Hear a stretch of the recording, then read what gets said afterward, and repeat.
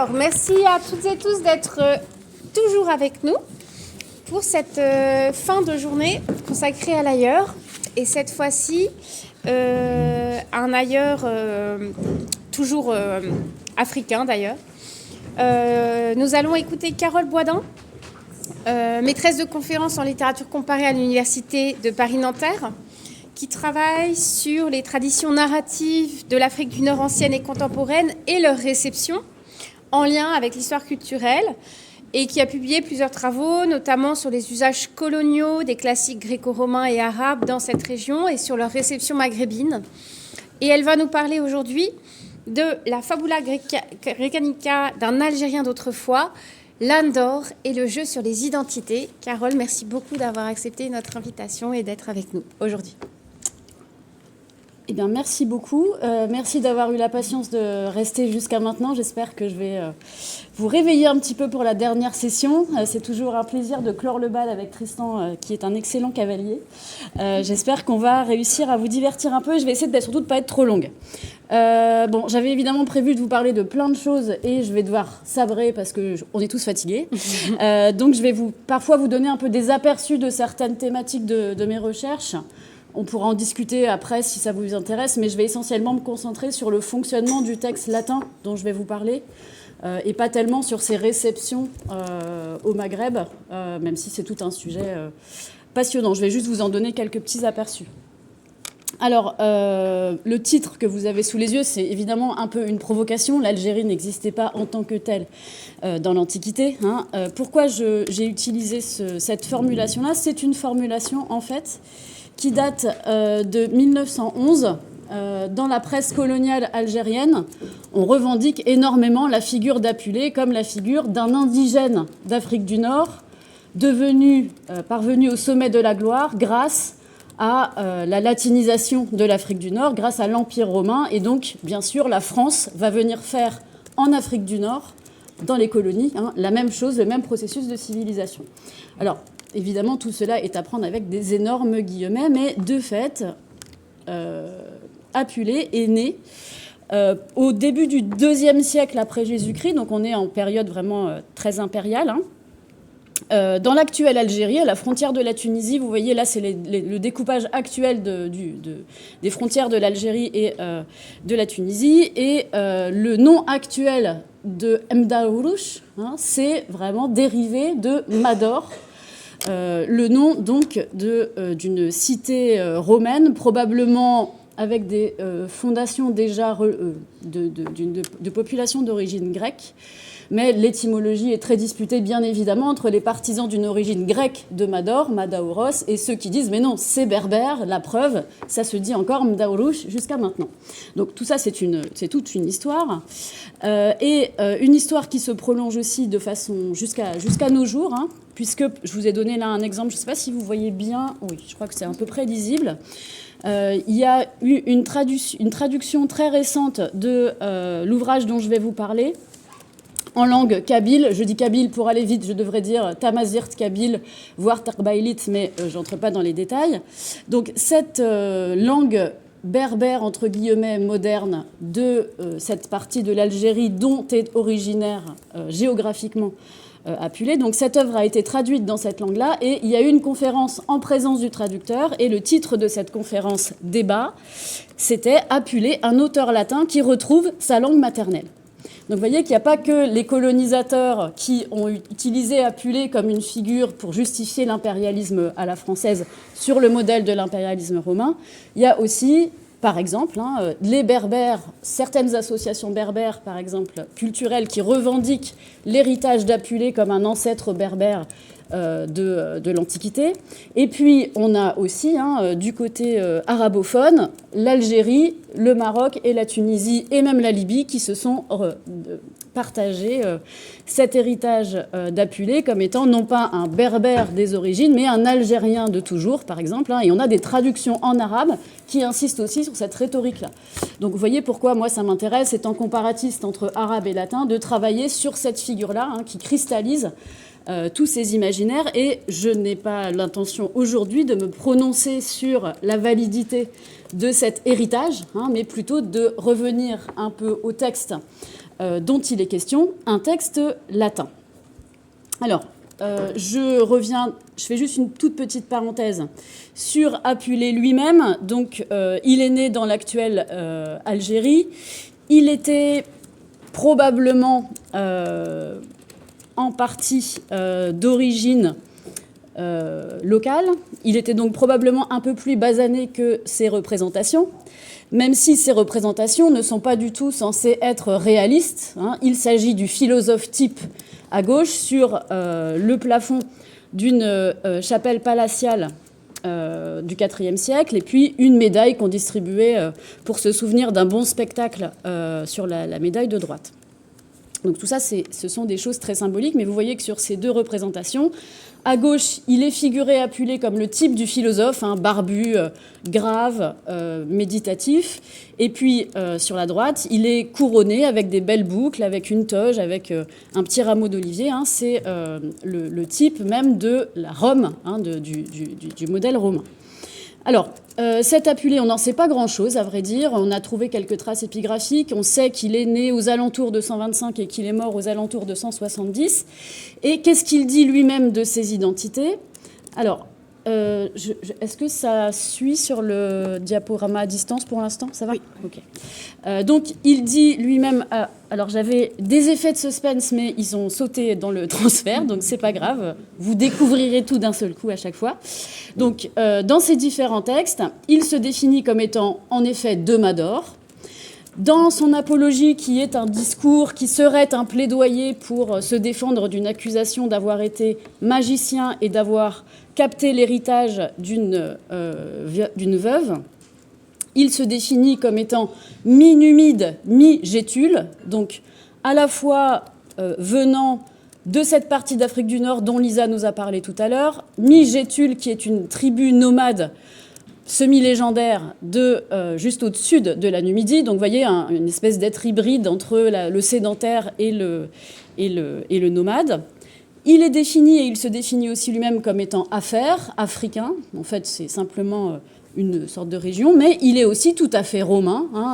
Son nom est un nom plutôt romain. Apuleius, ça vient sans doute de l'Apulie, qui est une région d'Italie. Il a été prêtre du culte impérial à Carthage, il a été prêtre d'Esculape, il a par ailleurs personnellement suivi tout un itinéraire de la paideia de l'époque impériale, c'est-à-dire qu'il a commencé à quitter Mador pour aller à Carthage, la capitale locale, puis il a traversé la Méditerranée pour aller apprendre le grec et la philosophie en Grèce. Il est allé à Rome, il est allé sans doute aussi en Égypte s'initier à certains cultes et visiter sans doute des lieux très lettrés, dans l'héritage de la bibliothèque d'Alexandrie.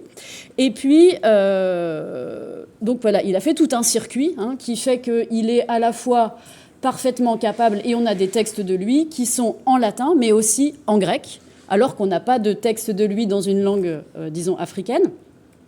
Et par ailleurs, quand il parle de lui, tout cela se fait souvent avec beaucoup de provocation, c'est un rhéteur, mais il se définit aussi, je pense assez sincèrement, comme philosophe, et en tant que philosophe, il se définit à plusieurs reprises comme étant citoyen du monde. Donc ces questions d'identité sont tout à fait variées, complexes. Et si on prend un peu une carte de l'Empire romain au IIe siècle, vous voyez qu'il a parcouru une bonne partie. Je ne sais pas si je déplace ma souris, est-ce qu'on voit la souris ? Oui. Donc vous voyez l'itinéraire que je vous racontais tout à l'heure, il est originaire d'ici, il a commencé à Carthage, puis il est allé vers Athènes, il est passé à un moment donné à Alexandrie probablement. Son procès dont je vous parlais, il a eu lieu aux alentours de Lepsis Magna, dans une ville qu'on appelle Sabrata. Il est aussi passé à Rome, donc vous voyez qu'il a parcouru la plupart du bassin méditerranéen, disons, occidental, pour aller vite. Alors, qu'est-ce qu'on peut... Bon, j'ai perdu mes notes, mais c'est pas grave, je vais passer comme ça. Dans le texte lui-même, donc Landor, qui existe sous deux textes, sous deux titres, qu'est-ce qu'il nous raconte ? Alors, peut-être vous en avez déjà entendu parler, je ne sais pas, donc je vous fais un résumé très rapide. Donc, il s'agit d'un texte à la première personne, dans lequel un personnage grec se définit comme quelqu'un qui a appris tant bien que mal et tout seul à parler latin, et il va nous raconter une histoire une histoire donc de lui-même étant un grec, qui est très curieux de magie, qui va se rendre en Thessalie pour entendre pour le business d'abord, et puis aussi parce que c'est la terre des sorcières, la Thessalie. Donc je vais vous montrer ça tout à l'heure sur une carte. Et il est curieux de magie, il est content parce qu'il peut nous raconter au passage des histoires de magie à partir de sorcières qu'il rencontre ou d'histoires qu'il entend raconter. Et il est tellement curieux de magie qu'il va s'amouracher, s'acoquiner avec la servante d'une sorcière qui va lui donner de quoi se transformer normalement en oiseau, mais elle se trompe et il se trouve transformé en âne. Ce voyage volontaire à la recherche de la magie va donc se transformer en une quête d'un retour vers sa forme humaine. Il essaye aussi de rentrer chez lui, donc il essaye de désormais quitter cet ailleurs. Il a basculé dans un ailleurs anthropologique, il est devenu non plus un citoyen de l'Empire gréco-romain, il est grec, mais il se définit comme bilingue, et il est citoyen d'un empire gréco-romain, y compris dans la fiction. Mais il a basculé puisqu'il est devenu un animal, avec toute une série de déformations, et il cherche à rentrer chez lui et à retrouver surtout sa forme humaine. C'est tout à fait facile théoriquement puisqu'il suffit de manger des roses. Sauf qu'il va avoir 1001 aventures qui vont l'empêcher de dévorer ces roses, mais il va continuer à être confronté à un monde autre. Un monde qui est à la fois celui de la Grèce, il reste dans un espace tout à fait connu, mais il va découvrir en quelque sorte l'envers du décor. Parce que oui, quand on est un âne, on passe inaperçu, et donc les citoyens, les esclaves, les gens de la plus haute société ou de la plus basse société vont révéler en quelque sorte leur turpitude. Et donc il va nous raconter aussi toute une série d'histoires dans ce sens-là. Comment l'histoire se termine dans cette Âne d'or, qui est aussi connue sous le titre des Métamorphoses, c'est qu'en fait il est épuisé, il n'en peut plus, il s'en remet à la fortune, et il est sauvé par l'intermédiaire d'une déesse qui n'est pas grecque, qui n'est pas romaine, mais qui est aussi en fait gréco-romaine, mais qui est d'origine égyptienne, c'est Isis. Donc vous voyez encore une forme de ailleurs qui va intervenir dans le récit, mais qui est un ailleurs parfaitement intégré, puisque Isis lui permet de redevenir un homme, mais aussi l'intègre dans son culte, et son culte a un de ses sièges en plein cœur de Rome, sur le champ de Mars, et elle envoie Lucius sur le champ de Mars à Rome pour terminer son initiation et permettre de contribuer à la vie de la communauté des fidèles d'Isis. Donc vous voyez, on a toute une géographie particulière. Il reste en Grèce sous la forme d'un âne, puis il revient ensuite à sa forme humaine, mais il doit repartir pour aller à Rome. C'est assez curieux. Alors, je disais 2 titres. Vous avez un titre, l'âne d'or. Vous voyez un peu ce que ça peut désigner. C'est un âne qui est en or. Pourquoi ? Il y a plusieurs interprétations.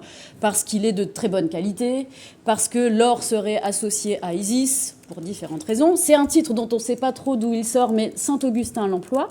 En revanche, on est assez sûr que le titre voulu par Apulée, c'est en fait les Métamorphoses, c'est-à-dire un titre grec.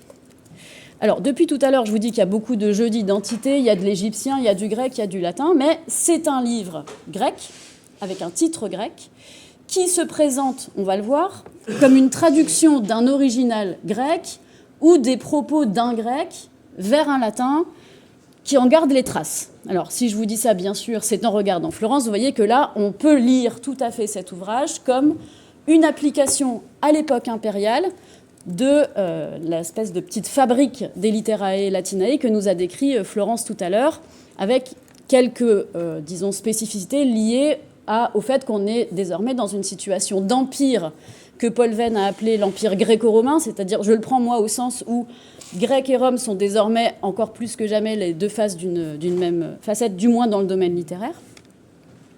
Mais traduction peut-être, en tout cas, ce qui est assez intéressant dans cette histoire aussi, c'est que on peut dire que dans ce 2e siècle après Jésus-Christ, Apulée offre au lecteur qui va lire donc, ou qui va se faire lire, je dis lire pour aller vite, une histoire en latin, va lui faire lire quelque chose qui est une histoire latine à la grecque, qui garde des traces de choses grecques, et va lui expliquer un petit peu où trouver de quoi s'étonner dans ce monde qui est désormais assez étendu, et où on a du mal à trouver de l'ailleurs pour s'étonner. Alors, premier point d'abord, qui est quand on ouvre cet ouvrage, qu'est-ce qu'on lit ? On lit une sorte de contrat qui est passé avec le lecteur. Alors, tout ce que j'avais mis... Ah si, ça va, ça reste en couleur. On lui fait d'abord une promesse et on donne l'objectif. C'est les deux choses que vous avez soulignées en rouge dans le texte latin. D'abord, on va faire quelque chose, ut mireris, pour que tu t'étonnes ou pour que tu puisses admirer des choses.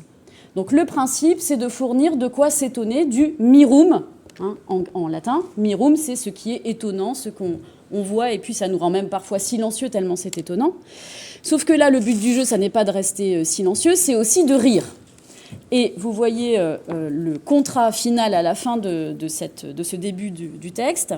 Lector intende laetaberis. Lecteur, alors désolé, la traduction est un peu coupée sur l'écran, mais c'est pas très difficile à comprendre si vous avez fait un petit peu de latin. Lecteur, attention, sois attentif. Laetaberis, tu vas t'amuser. Hein, donc il s'agit de produire quelque chose d'étonnant, mais de l'étonnant rigolo. Hein, c'est pas de l'étonnant religieux où on doit rester très respectueux. Hein, il y a un mélange de différents registres. Et avec quels moyens est-ce que tout cela va être fabriqué ? C'est ce que vous avez dans ce texte. Hein. On va utiliser un sermo milésien, c'est-à-dire un type d'histoire à la milésienne, c'est-à-dire des histoires un peu scabreuses.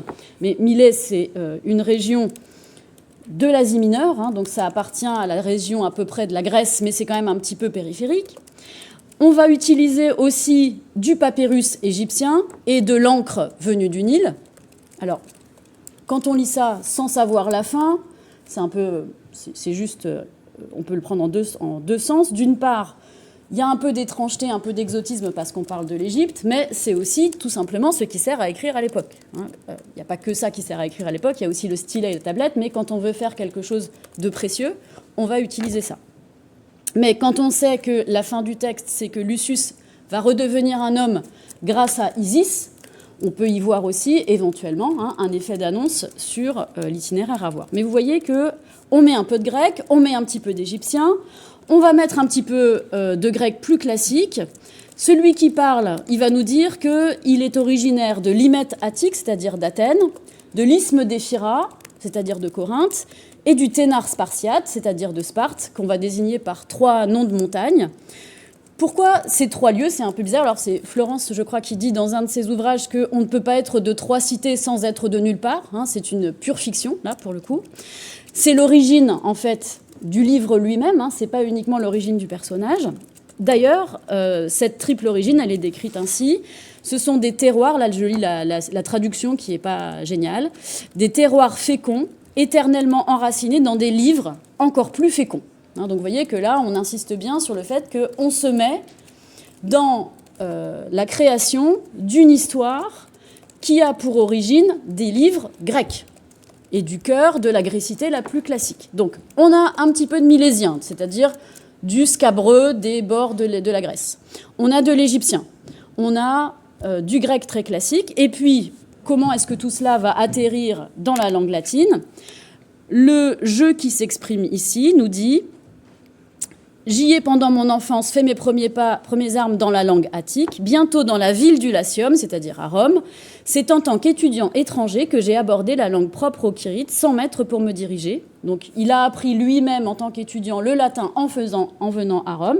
Là, c'est pas tout à fait Apulée qui parle. Hein. Apulée, il n'est jamais de la vie originaire de 3 cités grecques classiques. Hein. Il est originaire, je vous l'ai dit, de Mador. C'est un jeu qui est vraiment fictif. Hein. C'est l'origine du livre ou de l'histoire elle-même. Et donc, on concocte ainsi une histoire qui va se définir comme une fabula graecanica. Ici, vous voyez la souris, si je la remue un peu. Hein. Donc, c'est une histoire graecanica, c'est pas graeca.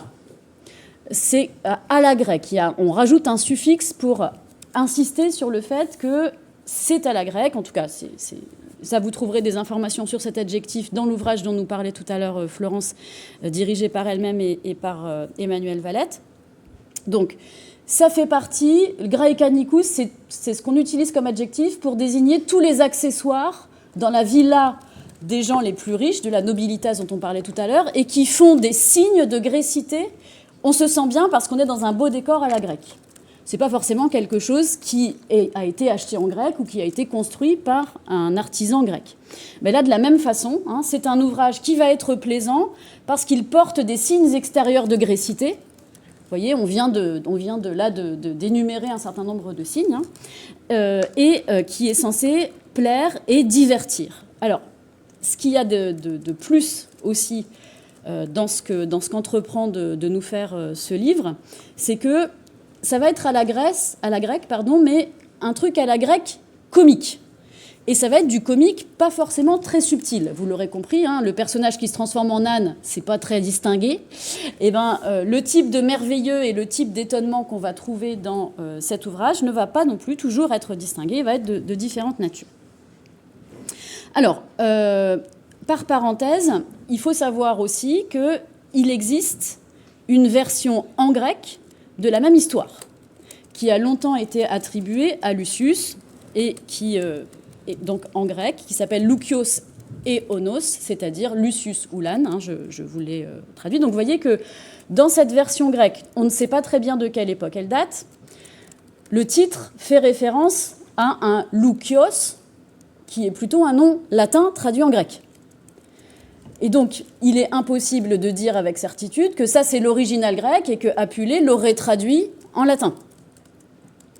Il est probable au contraire que Apulée ait fait son texte en latin en mettant des ingrédients pour que ça fasse grec et qu'on ait ensuite un résumé qui a été composé en grec plus tard.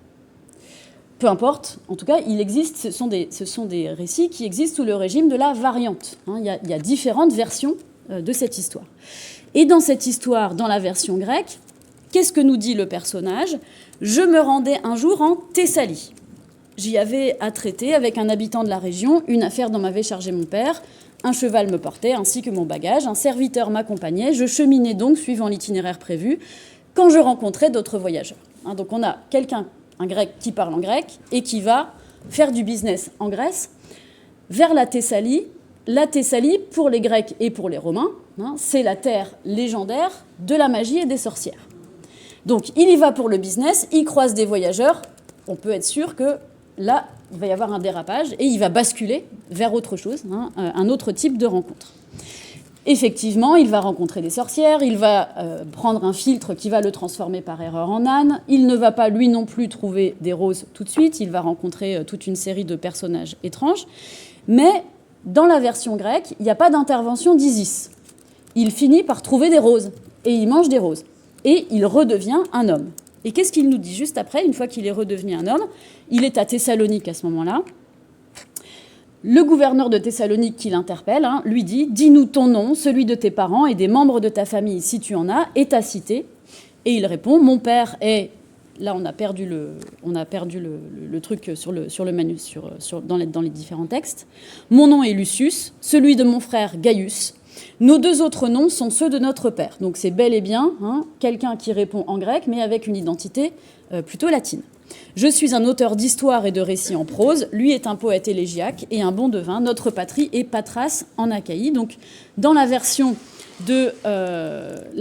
grecque, le héros vient de Patras en Achaïe et va traverser la Thessalie, la terre des sorcières, va arriver là à une sorte d'extrémité de la Grèce classique, à Thessalonique, où il va redevenir lui-même un homme, et il va ensuite, la fin du texte, c'est « Je suis enfin rentré chez moi ». Donc on a là un itinéraire qui est tout à fait à l'intérieur de ce qui existait comme Grèce classique.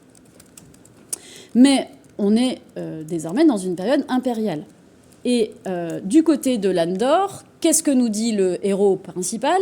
Lui aussi, il va en Thessalie. Donc lui aussi, il va dans cette zone célèbre pour les magiciens. Ma famille maternelle, glorieuse de compter dans sa parentèle l'illustre Plutarque et son neveu, le philosophe Sextus, est aussi de là-bas. En Thessalie donc, pour affaires. Donc là, on voit que Apulée, ça c'est en latin traduit en français. Dans la version d'Apulée, il y a ce même dispositif qui est on va faire quelque chose d'amusant en emmenant un héros un peu naïf en Thessalie et il va être tout content parce qu'il va croiser des histoires de sorcières. Sauf que Apulée, si c'est bien lui l'auteur du texte, en tout cas l'auteur du texte latin, nous rajoute ce détail que sa famille maternelle est de la famille de Plutarque. Alors, Plutarque, c'est un auteur un peu antérieur à Apulée, qui écrit en grec, qui a écrit tout un tas de traités sur différents types de sujets, et notamment, il a fait un traité sur la curiosité, qui est un énorme motif dans l'âne d'or, puisque c'est à cause de sa curiosité pour la magie que Lucius se transforme en âne. Et plus tard, qu'il a aussi fait un traité sur Isis. Donc, Apulée, en créant et en ajoutant l'ingrédient d'Isis et en insistant sur cette curiosité, est-ce qu'il n'est pas en train de nous dire, là, je te fais un livre en latin, qui est la version en latin et en mieux de ce que Plutarque a fait de son côté en grec? Ça peut être une hypothèse de lecture. En tout cas, c'est une de ces traces de grécité dont je parlais tout à l'heure. Alors, une fois qu'il a subi toutes ces aventures, le Lucius en question, lui, il arrive sur un port, le port de Corinthe. Alors, Lucius, dans la fiction, c'est très compliqué. Il nous dit, vous avez vu au début, il y a 3 cités. Plus tard, il insiste surtout sur le fait qu'il est plutôt de Corinthe quand même. Mais sa famille maternelle est de Thessalie. Bon, vous voyez un petit peu tous ces endroits-là, on a vraiment affaire à une géographie symbolique, pour reprendre ce que disait tout à l'heure Lisa sur les géographies imaginaires. Et il arrive à la fin de ses pérégrinations, quand il est encore en âne, dans le port de Cancrée, qui est le port de Corinthe. Donc il est revenu, déjà géographiquement, près de son lieu d'origine paternelle. Mais c'est Isis qui le rend à sa forme humaine. Et qu'est-ce qu'elle lui dit ? Pressé par la déesse puissante, je pris passage dans un navire en partance pour Rome. Donc il va à Rome, et à Rome il dit « J'étais dépaysé dans le temple, mais chez moi dans la religion ». Donc vous voyez, la dialectique entre le même et l'autre, et l'ailleurs, le ici et l'ailleurs, est tout à fait complexe. Je n'entre pas dans les détails là-dessus, mais on aura peut-être l'occasion d'en dire un mot tout à l'heure. Et puis, une fois qu'il est à Rome, il entend parler d'un prêtre d'Isis qui s'appelle Asinius Marcellus. Évidemment, il va vers lui. J'allais droit à lui et le trouvais parfaitement au courant de ce que j'allais lui dire. Puisqu'il a entendu Osiris lui déclarer de sa bouche qui dicte à chacun son destin, que lui était envoyé un citoyen, non pas de Corinthe, mais de Mador. Mador, qui est la cité d'origine d'Apulée. Donc, si on est quelqu'un de très borné, on se dit « Ah, c'est postmoderne, il y a l'auteur qui fait effraction dans le texte ». Et c'est Apulée qui signerait en quelque sorte, on a cette pratique-là d'ailleurs dans l'Antiquité, la sphragus, l'auteur va signer d'une certaine manière son œuvre. D'autres, si on est au contraire hyper conservateur et hyper critique, on va dire « c'est une faute du copiste ». Évidemment, le Madaorensis n'a rien à faire là. Il y a quelque chose qui a dû glisser entre le nom de l'auteur et puis ce qu'il y avait là dans le texte. À la limite, peu importe, ce sont des questions difficiles à résoudre et mal placées. Et qu'est-ce qu'il nous est dit aussi de ce citoyen de Mador, qui est bel et bien Lucius, et Lucius ne trouve aucun problème à être défini comme ça. La raison pour laquelle il est envoyé à ce prêtre Asinius Marcellus, qu'est-ce que lui dit Osiris au prêtre Asinius Marcellus? Il lui dit, attendu que sa providence, c'est-à-dire lui-même, réservait au susdit, c'est-à-dire à Lucius, au citoyen de Mador, la gloire littéraire, studiorum gloria, donc c'est mal traduit en fait, c'est la gloire des belles lettres, des literae latinae. Et à lui, c'est-à-dire au prêtre, un gros bénéfice. Et donc vous voyez que là, on peut faire des interprétations multiples. Est-ce que c'est un bénéfice au sens du lucre? Est-ce que le prêtre est un gros intéressé qui est une nouvelle figure satirique monstrueuse que va croiser Lucius dans sa naïveté? Ou bien au contraire, est-ce qu'on parle d'un gain spirituel? Est-ce qu'on parle d'un gain plutôt au sens métalittéraire? Dans la bibliothèque, est-ce que c'est quelque chose qui va venir s'ajouter à Rome? Il y a plein d'interprétations possibles. Alors, si on regarde... Alors, pardon. Voilà. Si on regarde, donc, si on reprend... Ah, pardon. Alors là, vous loupez tout le spectacle qui devait faire le bouquet final de cette démonstration. C'est qu'en fait, si on enlève toutes les flèches et tout ça, on a une Grèce de l'époque impériale où la Thessalie n'existe plus. elle est une province intégrée, elle est intégrée désormais dans la province de Macédoine. Qu'est-ce que fait Apulée? Il restitue la Thessalie.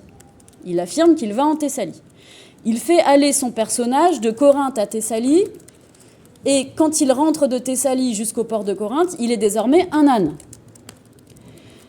Ensuite, il le fait aller de Corinthe. Alors la flèche, elle était déjà pas terrible, mais alors avec là-dessus, il va à Rome, et c'est grâce à qui? À Osiris et Isis. Et in extremis, on a une mention des origines de Mador. Alors vous voyez que là, on a une géographie, si on essaye de la modéliser sur une carte, qui devient assez explosive, en fait, assez multiple, et qui vous montre bien comment Apulée, si c'est bien lui l'auteur, joue avec justement ces histoires d'identité. Alors, j'avais d'autres choses à vous dire, mais je pense que je vais terminer là-dessus. Un truc un peu marrant, pour quand même conclure sur les choses qui m'intéressent actuellement. Je passe mes journées actuellement libres, c'est pas si souvent, mais j'en ai quand même pas mal, à dépouiller méthodiquement les archives des actes des réunions des savants de l'Institut de Carthage, c'est-à-dire à Tunis, un institut savant qui a été fondé au moment où la Tunisie était un protectorat français. Et dans cet institut de Carthage, il y avait une section latine qui a entrepris de retraduire Landor en français. Alors moi, je m'intéresse aux traductions dans les langues berbères et en arabe, mais en fait, je m'intéresse aussi aux traductions en langue française, mais produites sur le sol de l'Afrique du Nord. Et qu'est-ce qu'ils nous disent en 1910 ? La section latine de l'Institut de Carthage a commencé une traduction de l'antique roman africain Landor d'Apulée. Donc vous voyez, le choix déjà, il est donné, c'est un antique roman africain. Les 3 premiers livres ont déjà été traduits par messieurs Duret, Bigot et Laforgue, les autres suivront prochainement. À ma connaissance, les autres n'ont jamais suivi. Ils n'ont finalement pas été au bout de cette entreprise, sauf erreur. Il y a grand intérêt à étudier cette œuvre de l'esprit berbère dans l'Antiquité. Apulée était en effet un indigène latinisé. Il était né à Mador, département actuel de Constantine. Alors, je vous rappelle pourquoi il dit département actuel de Constantine. C'est une époque où l'Algérie française est divisée en 3 départements. Et parmi ces 3 départements, vous avez Alger, Oran et Constantine. Donc, il est originaire de l'actuel Constantine, département de Constantine, en 1910, bien sûr. Sur les confins de la Gétulie et de la Numidie, donc vous voyez l'interpolation entre la géographie coloniale, la géographie que s'attribuait Apulée à l'époque et qui était déjà elle-même assez imaginaire, enfin en tout cas assez symbolique. Et là, on cite le passage que je vous citais tout à l'heure de l'Apologie. Sa première langue ne fut pas le latin. Dans la présentation qu'il fait du personnage de Landor, il esquisse une autobiographie. Il parla d'abord grec. Plus tard, ajoute-t-il, j'appris le latin avec une peine incroyable. Ma famille, dit-il, ailleurs, est très ancienne. Il la place dans une région montagneuse. Alors oui, c'est intéressant. Dans le début du texte tout à l'heure, vous saviez, il y avait l'Hymette attique, le Ténar spartiate, donc des montagnes. La montagne d'Athènes, près d'Athènes, la montagne près de Corinthe et la montagne près de Sparte. Là, les savants de cette ère coloniale dans l'Institut de Carthage vont prendre appui sur ces détails du texte, qui est une coquetterie, de passer par les montagnes. Les montagnes de la Thessalie, c'est le mont Olympe, donc ce sont toujours des lieux d'inspiration, les montagnes, vous le savez, dans l'Antiquité. Ils vont dire, vous voyez, il dit qu'il est d'une région montagneuse. Il dit qu'il ne connaît pas le latin et qu'il l'a appris. Mais en fait, qu'est-ce qu'il essaye de nous dire ? Ma famille, dit-il ailleurs, est très ancienne, il la place dans une région montagneuse. Les paysages et les villes qu'il décrit dans son roman sont ceux de l'Afrique qu'il voyait tous les jours et non des localités de la Grèce. Vous voyez qu'ils vont faire toute une relecture du texte latin de Landor pour essayer de démontrer qu'en prétendant mettre en scène un personnage grec qui apprend le latin pour raconter ses histoires en Grèce, en fait, c'est un berbère latinisé qui faisait déjà une œuvre glorieuse en latin, mais qui ne pouvait pas tellement parler des montagnes berbères à cette époque-là, parce que c'était mal vu par les autorités, et qui prenait la dissimulation de la Grèce. Vous voyez, c'est assez intéressant. Alors, évidemment, ça n'a aucun sens, et c'est d'une certaine manière à vomir comme interprétation, on est d'accord. Mais si on met le jugement moral et politique provisoirement à part, et rassurez-vous, je ne le mets pas du tout à part en soi, c'est assez intéressant de voir comment l'assignation de l'identité grecque est utilisée, là encore, comme un déguisement pour parler d'une identité politiquement assez compliquée à énoncer directement, en fait, qui serait ici « Je suis français qui exerce un protectorat sur la Tunisie », bien sûr, hein, c'est pour protéger, c'est pas du tout pour exploiter, ni pour coloniser, ni pour en tirer profit. Cette situation-là est compliquée pour des savants, bien sûr, à revendiquer en tant que tel. De quel droit est-ce qu'ils sont à l'Institut de Carthage? C'est parce qu'eux l'ont fondé. Et le droit qu'ils revendiquent, c'est la continuité avec la Carthage antique. Hein. Et pour évoquer cette situation, ils vont se justifier et justifier leurs travaux savants en retraduisant Landor, hein, en enrichissant le patrimoine français par ses marges coloniales, hein, et en utilisant la Grèce, là encore, en essayant de dévoiler, hein, sous la Grèce, une identité que les savants français seraient là pour remettre au jour d'une certaine manière. Donc, je vous laisse méditer sur ces manipulations. Il y aurait bien d'autres choses à vous dire, mais je pense que j'ai assez parlé pour aujourd'hui, et je vous remercie beaucoup de votre attention.